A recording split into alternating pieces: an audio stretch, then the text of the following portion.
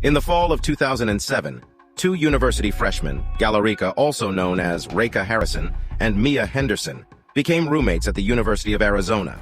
They seemed like the perfect pair, hailing from similar backgrounds with shared interests in rodeo, nursing, and track, bringing them together.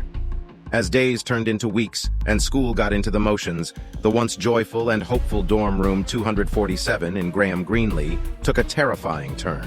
You see, Galareka came from a struggling household, and although she had a scholarship to attend the university, unplanned expenses found their way to her, and they didn't stop coming.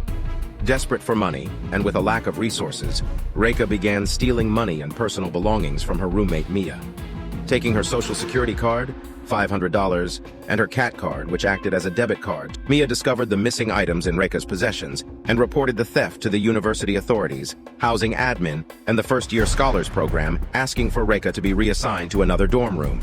But her pleas fell on deaf ears. On August 28, 2007, Mia filed a police report, and after an interview with the police, Galareka confessed to stealing Mia's belongings and committing identity theft. After some time, Galareka became fueled by a mix of anger. She became desperate to not lose her scholarship and feared disappointing her parents, and began to seek revenge against Mia. Mia, not knowing this, went about her daily routine but tried to stay away from Galareka as much as possible. And the Labor Day weekend provided the perfect opportunity to do so, as most students went back to their hometowns for the long weekend. As the Labor Day weekend came to an end, Galareka and Mia both returned to the university. However, the night before, on September 4th, Galareka stopped by a local grocery store buying a knife and telling a friend she needed it for cooking. Later that night, Galareka returned to the dorm with a clear motive.